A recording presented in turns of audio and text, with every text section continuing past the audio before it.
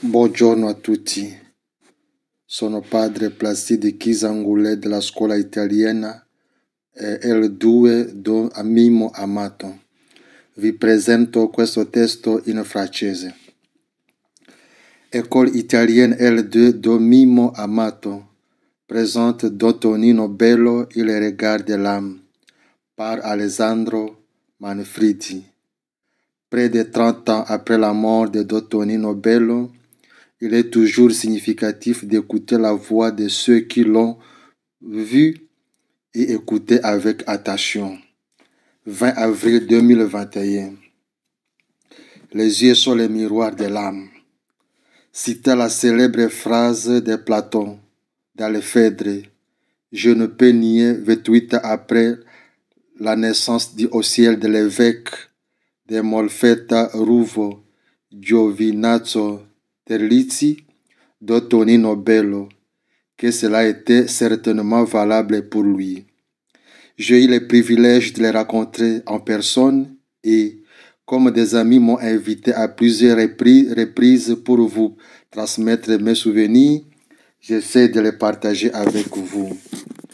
Je me souviens encore de la première fois que je l'ai rencontré, même si ce n'était pas à personne.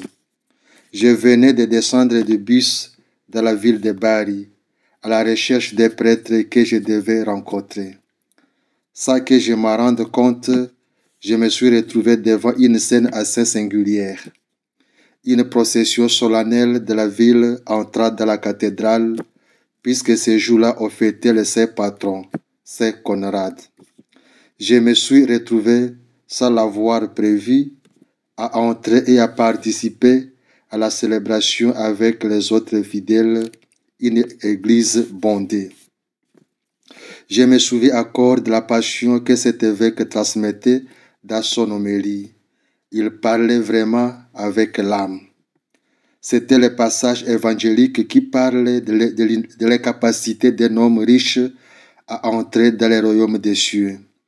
Il serait plus facile pour un chameau pour entrer par le trou d'une aiguille que pour un riche pour entrer dans le royaume des cieux. Matthieu 19, 23 à 30.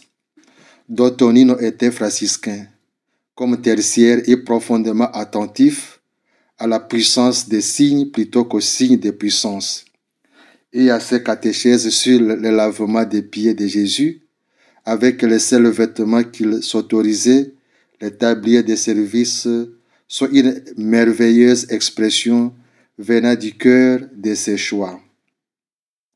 En tant qu'évêque, il avait choisi la devise des versets du psaume 34, que les humbles écoutent et se réjouissent.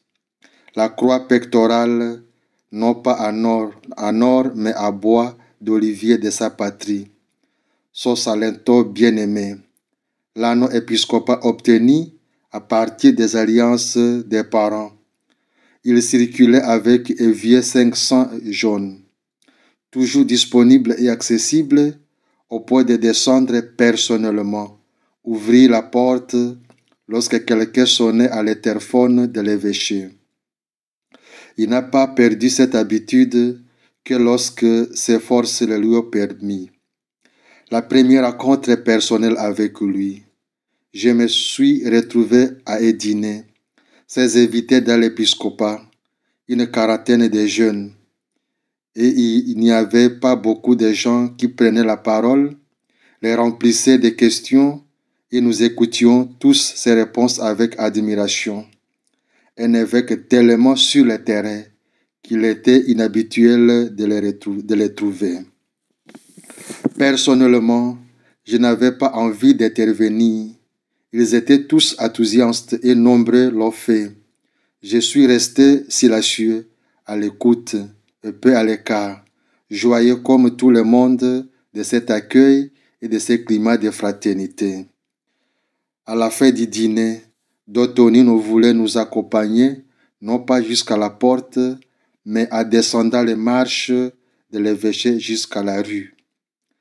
Encore une fois, nous étions en groupe et les interventions continuaient. Nous ne voulions pas les quitter. C'était comme quand le temps passe vite avec un ami cher. À un moment donné, sans que je me rende compte, il s'est approché de moi, m'a regardé dans les yeux et m'a demandé: Comment t'appelles-tu? Je reste incrédule. Alessandro. Je ne me souviens pas de ce qu'il a ajouté. Quelques mots affectueux comme ceux des bons pères. Son geste m'a frappé. Dottonino avait remarqué mon silence, ma décision de rester presque caché, de laisser la place aux autres, alors que tout le monde s'enthousiasmait à lui poser des questions. C'était un pasteur attentif aux gens, enthousiaste et passionné, avec une parole qui touchait le cœur. Outre son ministère épiscopal, son attachement avec tous et les plus démunis, et notre grand témoignage a été celui de son engagement pour la paix. Attaqué président évêque national de l'association Pax Christi, nombre de ses interventions ont été mémorables, y compris ses discours passionnés prononcés lors de l'assemblée de Bienheureux les bâtisseurs de la paix, Arena de Verona, 20-22-02-1986. Paix debout constructeur. Un enseignement décisif. Je ne peux pas oublier une interview qu'il a vue diffusée sur Rai. C'était l'époque du premier conflit contre l'Irak, celui dû à l'invasion du Koweït. Tout le monde a justifié l'intervention armée par la violation du droit international. Lui, tout dans le désert, s'est prononcé avec passion contre l'embargo, mesure qui serait destinée aux populations civiles, cita avec un ton presque prophétique la vision d'Isaïe 2, 1 à 5, qui voit les épées se transformer en socs et les lances en socs faucillés.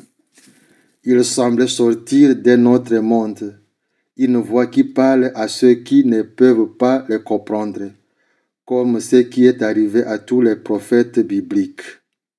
La passion de Dottonino pour la paix, pour la cause de la paix, a atteint son apogée lorsque l'évêque, désormais miné par la maladie, n'a pas voulu manquer de participer à l'expédition organisée par Bienheureux les bâtisseurs de paix, qui a amené 500 personnes qui sont réparties avec le navire d'Akon à Split pour apporter solidarité, espoir et annonce de paix au centre de Sarajevo. Pendant les conflits serbo-croates bosniaques, au péril de leur vie, à raison de la présence des tireurs isolés. Ce fut un événement complètement passé sous silence par les médias. Et Dottonino a publié son journal de séjour avec des souvenirs mémorables dans les pages du manifeste. La maladie l'avait consumé et contraint au lit. On disait que Dottonino ne pouvait pas recevoir des visiteurs comme il le faisait autrefois. À toute heure du jour, lorsque certains allaient lui rendre visite. La maladie ne nous permettait pas de décider et de planifier quand il pourrait recevoir. Je me souviens que quelqu'un nous a informé que si c'était possible, on pourrait appeler tous ceux qui le voudraient pour aller le saluer. Je me suis donc retrouvé dans sa chambre. Cet après-midi-là, il y aurait eu 40 ou 50 personnes, parmi lesquelles des laïcs, des séminaristes au cours, des prêtres célébrants. De nombreuses personnes se sont rassemblées debout dans cette chambre. Dottonino a participé à la célébration de la messe alitée, portant l'étole autour du cou. La célébration a été continuée par les autres célébrants. Mais au moment de l'homélie, il a voulu parler et a repris cet épisode qu'il a raconté, devenu très célèbre, de la croix comme arrangement temporaire. Dans l'histoire, Il a raconté qu'il a effectué une visite pastorale à l'aide de ses curés. Au cours de la visite, il avait remarqué que dans un coin de la sacristie se trouvait un ancien crucifix à bois, retiré de son emplacement à raison des travaux à cours. À côté du crucifix se trouve un panneau avec des mots hébergement temporaire. Dottonino sursauta et se tourna résolument vers le curé. Tu ne dois pas enlever cette écriture. En fait, tu dois me l'encadrer. Et à partir de cet épisode, il a construit son annonce qu'il a mis à jour avec nous cet après-midi-là. Les gars, ne vous inquiétez pas. La croix, c'est un arrangement temporaire. Combien de temps restes-tu sur la croix? Quelques heures, mais après, tout change. Les choses changent. Il parla d'une voix faible. Le corps est squeletté, le visage affossé, dévoré par la maladie. Mais les yeux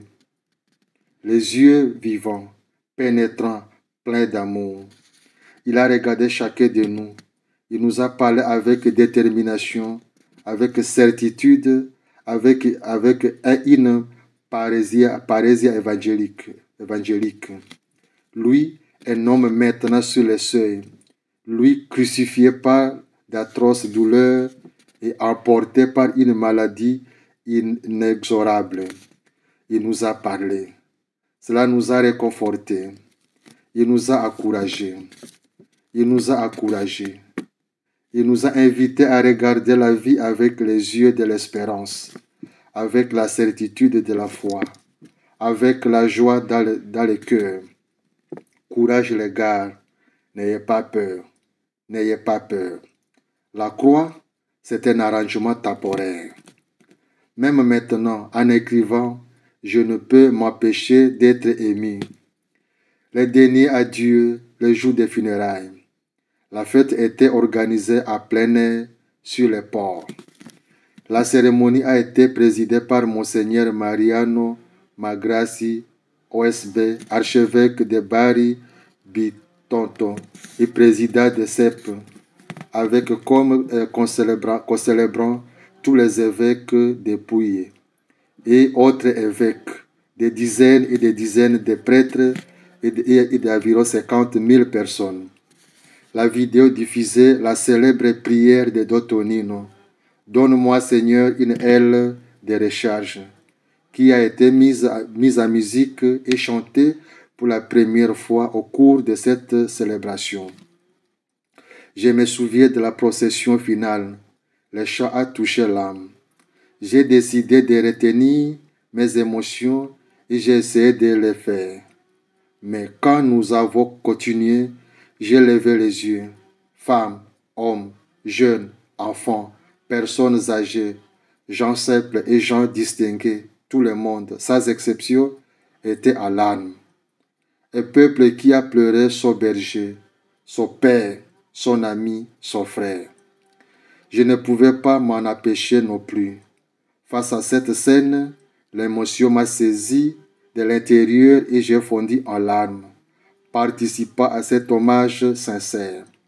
Un homme nous avait quittés, un pasteur, un évêque, qui avait parlé au cœur des gens, sa distinction avec passion, amour, bienveillance et fraîcheur évangélique. Il n'était pas seulement un écrivain, mais un grand orateur, et ses écrits et discours transcrits occupent 8 volumes. Dans les années qui ont suivi, j'ai eu l'occasion de rencontrer et d'écouter les précieux témoignages d'autres personnes qui l'ont rencontré personnellement et l'ont connu. C'est vraiment une découverte toujours nouvelle et continue. Le pape François lui-même a voulu se souvenir de lui par sa visite. Je suis sûr que son témoignage continuera à faire tomber amoureux de lui de nombreuses personnes, croyants et non croyants, car un homme véritable, un homme qui a consacré et donné sa vie, donna un profond sentiment de gratitude et d'espoir, s'adressa à cœur et se proposa, même après l'élection épiscopale, comme il l'a fait. Ne m'appelez pas Excellence, Monseigneur Antonino Bello. Je serai toujours d'Antonino pour tout le monde. Et ses yeux parlaient, et seul regard lui suffisait.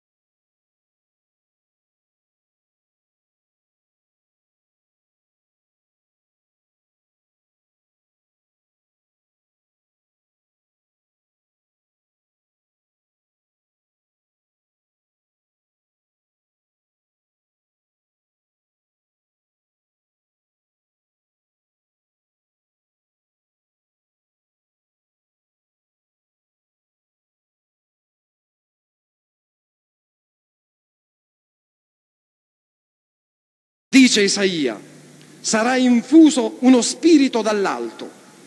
Allora il deserto diventerà un giardino e la giustizia regnerà nel giardino e frutto della giustizia sarà la pace. È bellissimo. In piedi, quindi, costruttori di pace, sarete chiamati figli di Dio. C'è una fondazione sui plinti saldi della teologia. Ho detto siamo giunti alla pienezza dei tempi. Vedete, finché per secoli e secoli nelle nostre chiese abbiamo parlato di pace, nessuno ha contestato.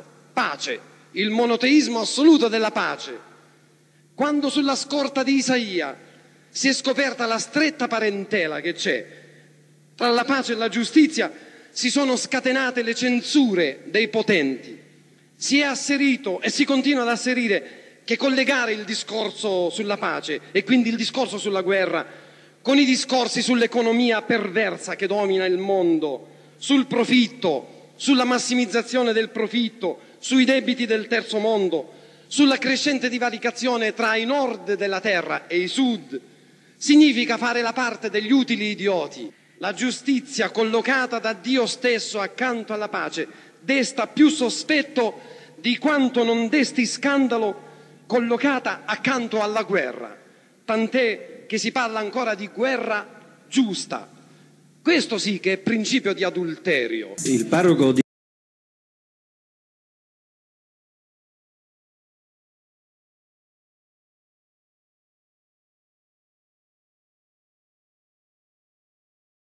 Io dovete sapere che sono andato in tutti i suoi viaggi, io sono stato insieme a lui quando è stato il viaggio.